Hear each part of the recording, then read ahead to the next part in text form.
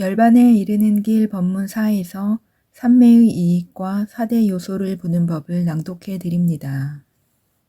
삼매의 이익. 윗바사나 명상을 닦는 법을 설명하기에 앞서 순수 윗바사나 수행자가 도달한 근접삼매와 사마타 수행자가 얻은 본삼매의 실질적인 이익을 살펴보겠습니다. 윗바사나 명상에서는 식별해야 할 것이 많아서 피곤이 몰려오기 마련입니다. 이럴 때는 쉬는 것이 좋습니다. 마치마 니까야의 드웨다 위타카 경의 주석서에서 수행자가 선정에 들어 쉬는 법을 설명하는 비유가 나옵니다. 전쟁터에서 전사들은 때때로 피곤함을 느낀다. 적은 강하고 많은 화살이 날아든다. 그래서 전사들은 요새로 물러난다. 성체 안에 있으면 화살을 맞을 위험이 없어 쉴 수 있다. 쉬고 나서 다시 힘이 강하게 솟으면 그들은 요새를 떠나 전쟁터로 되돌아간다. 삼매는 요새와 같아서 윗바사나 수행을 하는 동안 쉼터로 쓸 수 있습니다. 바로 4대 명상으로 수행을 시작해서 본삼매를 얻지 못한 순수 윗바사나 수행자는 근접삼매를 요새로 삼아 쉴 수 있습니다. 이 두 경우 모두 수행자는 이제 깨끗하고 새롭게 재충전된 정신으로 윗바사나의 전쟁터로 되돌아갈 수 있습니다. 그래서 쉼터가 있다는 것은 큰 이익입니다. 이제 윗바사나 명상을 닦는 법으로 되돌아가 깔라빠 분석부터 설명하겠습니다. 4대 요소를 보는 법.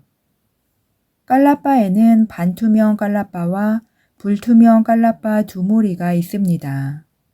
5 반투명 요소 가운데 하나를 가진 것은 반투명 깔라빠입니다. 나머지는 모두 불투명 깔라빠입니다. 먼저 각각의 반투명하거나 불투명한 깔라빠에서 땅, 물, 불, 바람의 4대 요소를 식별해야 합니다. 깔라빠들은 매우 빠르게 일어나는데 여러분들은 아직 그것들을 크기가 있는 작은 입자로만 보기 때문에 분석할 수 없습니다. 3가지 견고함을 미처 꿰뚫어 보지 않았으므로 아직 개념의 영역에 머물고 있을 뿐 궁극적 실제에는 이르지 못했습니다. 깔라빠가 여전히 입자, 즉 조그만 덩이로만 보이는 것은 집합과 형상이라는 개념을 꿰뚫어 보지 못했기 때문입니다. 이 상태에서 더 나아가지 않고 그 작은 덩이들, 즉 깔라빠들이 일어나고 사라짐을 관찰하는 것으로 윗바사나를 하려 한다면 개념에 대해 윗바사나를 하는 것이 될 것입니다. 그러므로 각 깔라빠에서 4대 요소를 식별할 수 있을 때까지 물질 깔라빠를 분석해야 합니다. 그래야 궁극적 실제에 이를 수 있습니다. 만일 깔라빠들이 매우 빠르게 일어나고 사라지기 때문에 각 물질 깔라빠에서 4대 요소를 식별하는 것이 불가능하다면 깔라빠들이 일어나고 사라지는 것은 무시하십시오. 마치 만나기 싫은 사람을 우연히 만났을 때 못 본 척 하는 것과 같습니다. 이와 마찬가지로 깔라빠들이 일어나고 사라짐을 무시하고 각 깔라빠에서 4대 요소에만 집중합니다. 집중의 힘 덕분에 그렇게 하는 것이 가능합니다. 그래도 성공하지 못한다면 온몸에 있는 땅의 요소에 집중하는 것과 각 물질 깔라빠에 있는 땅의 요소에 집중하는 것을 한 번씩 번갈아 가면서 수행해야 합니다. 물, 불, 바람의 요소도 똑같이 하십시오. 반투명 각 깔라빠에 있는 4대 요소와 불투명 각 깔라빠에 있는 4대 요소를 모두 식별해야 합니다. 이처럼 4대 요소를 하나씩 식별하도록 가르치는 것이 파욱 명상센터의 방식입니다. 경전에는 모든 요소들을 한꺼번에 식별해야 한다고 설명되어 있습니다. 하지만 경전은 숙달된 수행자들을 위해서 숙달된 수행자들이 지은 것입니다. 물질의 요소들을 식별하는 것은 매우 심오한 수행이기 때문에 초심자의 윗바사나는 모든 요소들을 한꺼번에 볼 정도로 강력하지 못합니다. 그래서 우리는 요소들을 가장 쉬운 것부터 어려운 것까지 하나하나 한 토대 한 토대씩 식별하도록 가르치는 것입니다. 이 수행에 숙달되면 각 깔라빠에서 모든 4대 요소들을 한꺼번에 볼 수 있습니다. 각 반투명 깔라빠와 불투명 깔라빠에서 4대 요소를 보게 되는 때가 사마타 수행의 끝, 즉 심청정의 끝이고 윗바사나의 시작, 즉 견청정의 시작입니다. 다시 말하면 수행자는 궁극적 물질을 식별하고 정신 물질을 분석하는 수행을 이미 시작했습니다.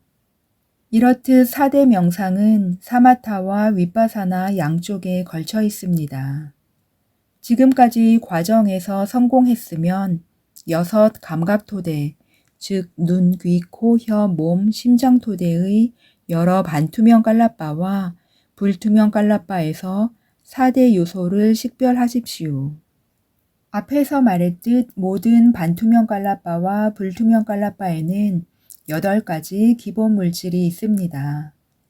앞의 4가지 4대 요소는 이미 식별했기 때문에 이제 남은 4가지인 색깔, 냄새, 맛, 영양소를 계속해서 식별해야 합니다.